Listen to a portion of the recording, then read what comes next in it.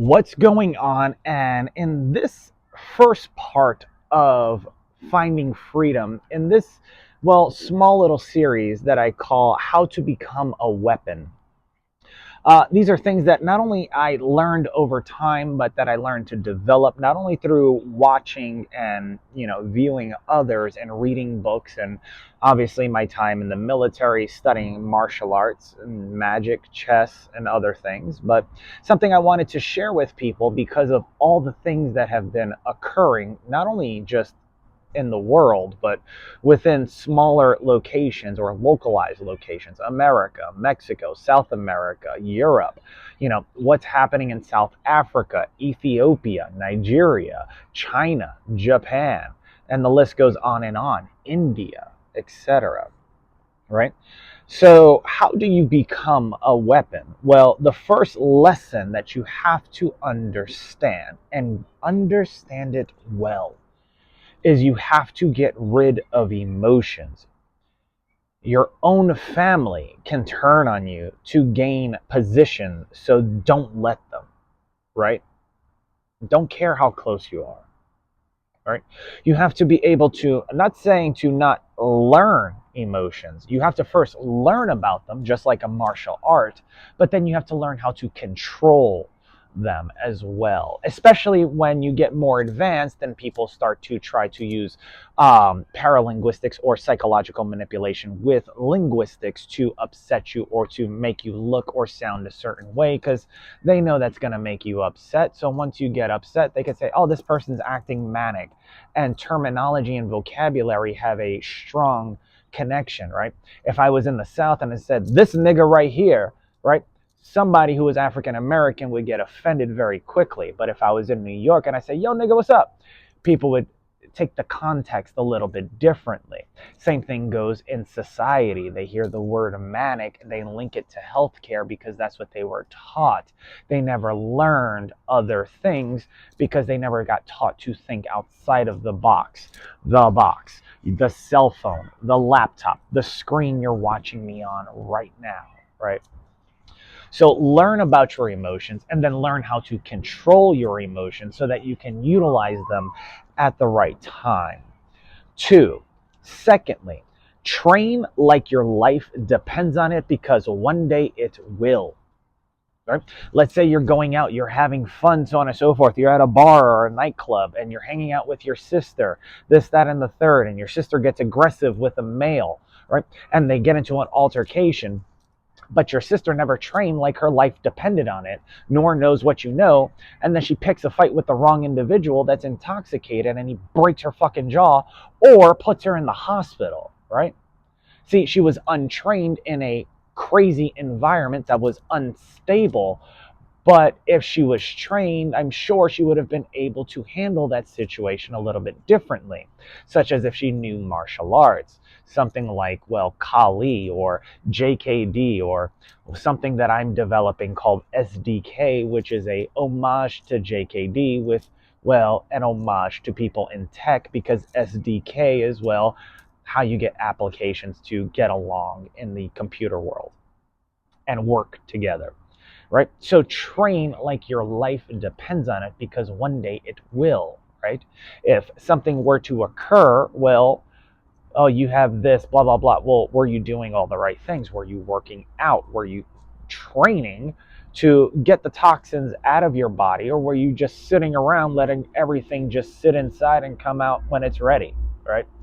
You are in control to a certain extent, not only of your actions, thoughts, and mind, but I say that loosely, to a certain extent. If you saw my other video on PsyOps, by all means, take a look at it and then go check out Sean Ryan's podcast. Love to meet that guy one day. But check it out, because he has a episode that came out with a gentleman that worked with people in psychological operations, and it was very fascinating. Now, number three, learn to become your opponent. If they enjoy cruelty, then you must learn to be cruel.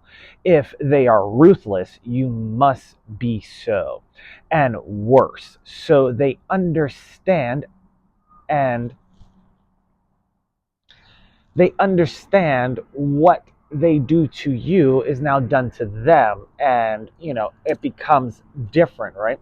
Oh, I'm going to put a bullet in you, this, that, and the third. I got the power right upstairs, blah, blah, blah, blah, blah. And then all of a sudden, a couple weeks later, they still going and doing all this stuff, and then somebody shows up with a pistol, and now they're freaking out. You threaten someone's life. You don't think they were going to take certain actions? But what, all of a sudden you're changing your story because you want to seem like the victim instead of the attacker? That's called an abusive psychological disorder. Hell, I'm pretty sure it's a borderline personality disorder, if not worse. But think about your words, right? Now, this is also taught in Sun Tzu's Art of War. See, in order to defeat your enemy, you must become your enemy, right? Though one has been in battles, the one that has been in more shall never lose a war. Now, what does that mean, right?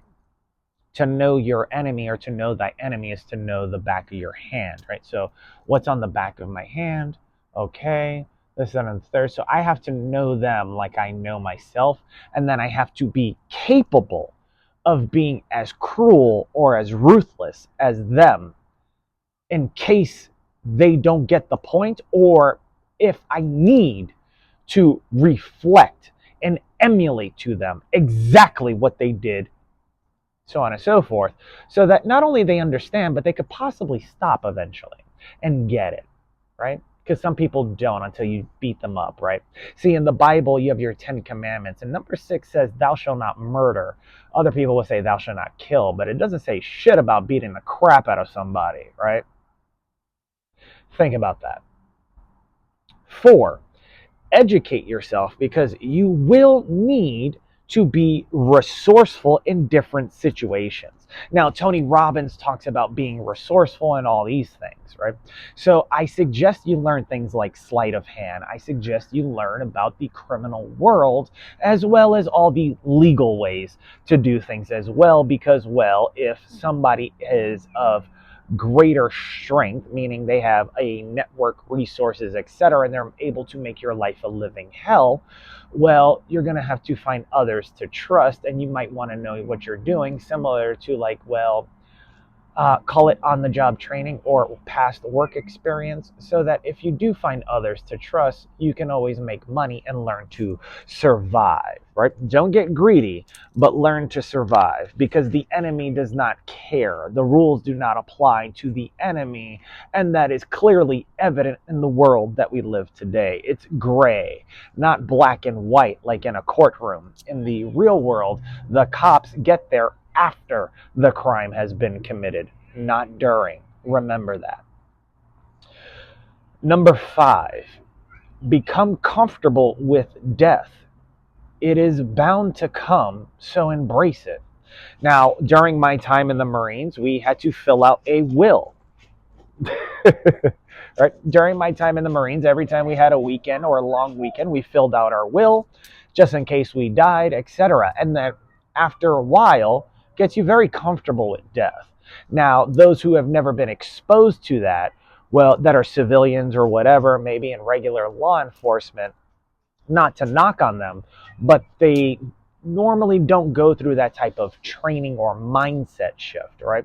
So when you get used to things like that, when you get threatened, you're like, I really hope you're going to get this right, because if not, I'm going to fuck you up, right? Excuse my language, right?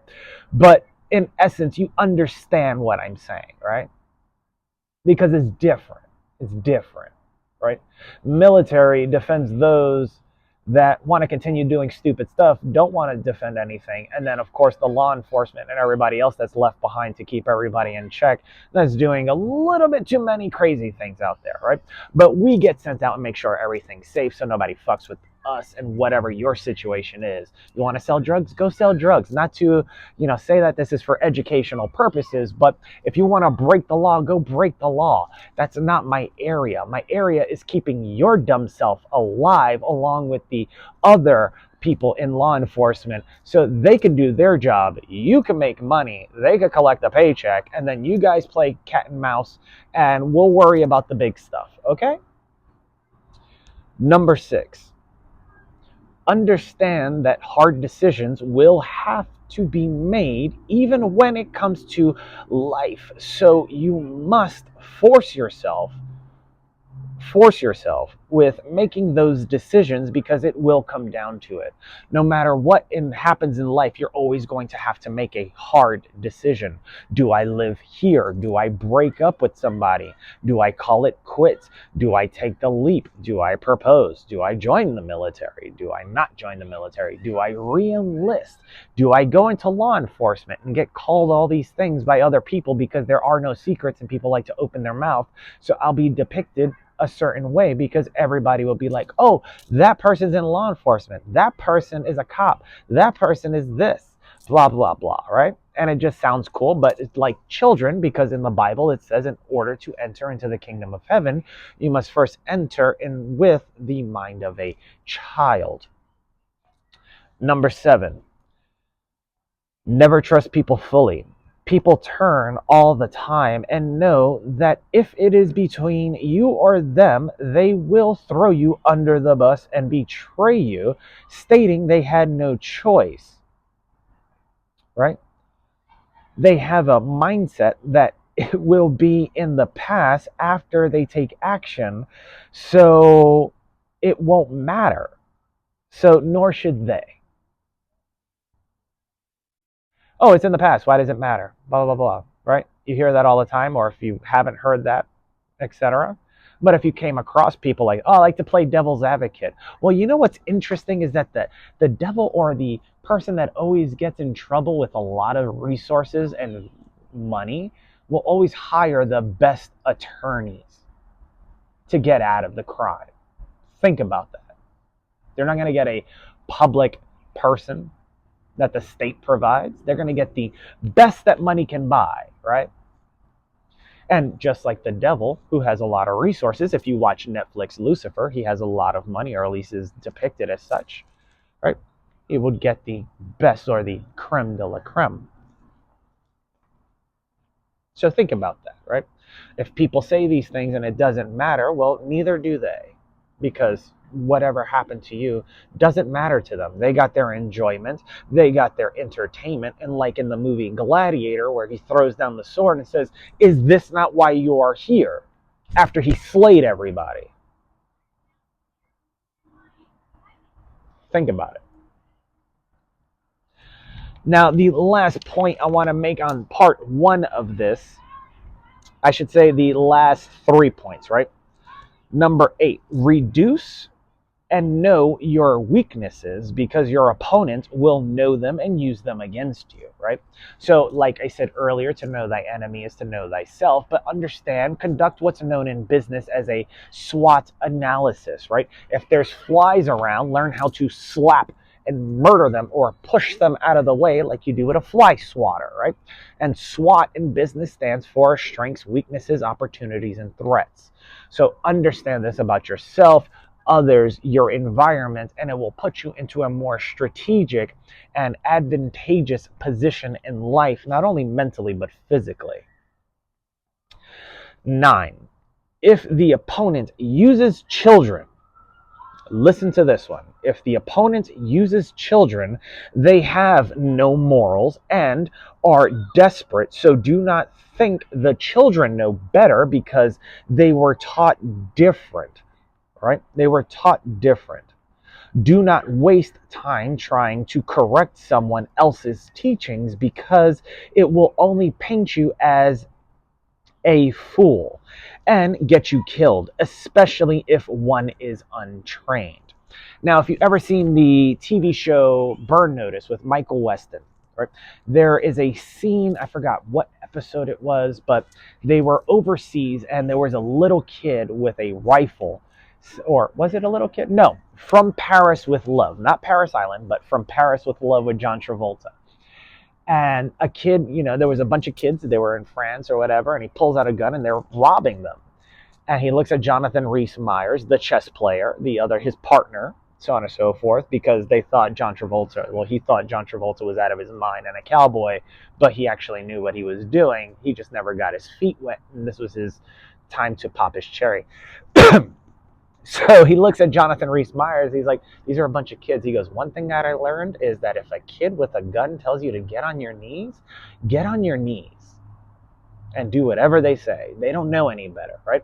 It's like if you go to the gym and they're using children, so the kids poke fun and they know stuff and they keep saying stuff, and somebody sees you come in with martial arts equipment and then they freak out. Oh my God, he might do something to them. Don't they know this is?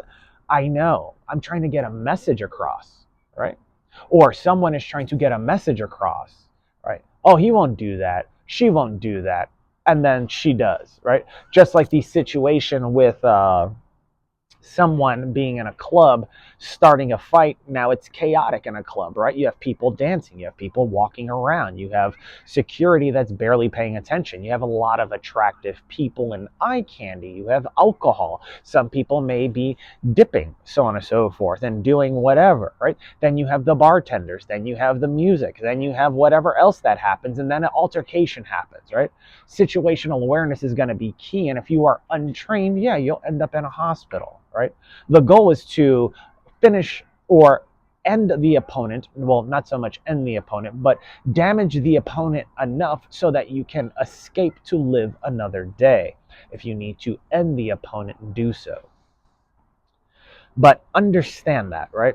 So if the opponent is low enough to use children against you, their morals aren't flexible because they don't have no fucking morals. Probably no ethics either, right?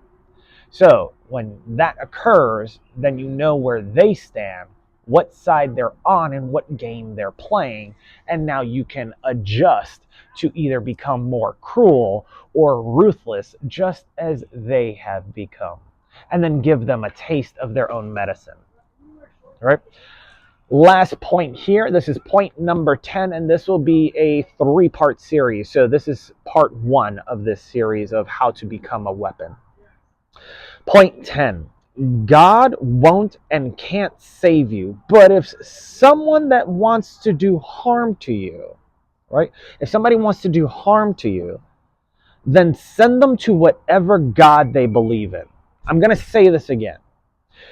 God won't and can't save you, but if somebody wishes to do harm to you, right? Because you train like your life depends on it, right? You are groomed, you are educated, you're conditioned, right? You took your martial arts classes, you had some real world experiences, and if somebody's willing to do that to you, when it comes down to you or them, you can either send flowers or send them to whatever fucking God they believe in. Because at the end of the day, you matter. And if you don't think you matter, put that in the comments. I'd love to speak to you and ask you why you think as such. And I would love to not only connect with you, but hopefully make you believe that you matter and believe in yourself once again. So this is the 10th point in the first little part of this series. So I hope you picked up on what I was laying down. We have a couple things to go move forward. I think I have like 30 or so of these. Let me double check. Yeah, I have 30 different lessons in here, or little things that I would like to state as far as becoming a weapon. And now this is coming from a former Marine, martial arts instructor, magician, chess player, everything else, on and so forth. But there's nothing new under the sun. So you might as well learn what is underneath it so that you can be, well, better prepared for the world moving forward through this pan type labyrinth that we call life. Till next time, my friends, take care. Mwah. God bless. Bye bye.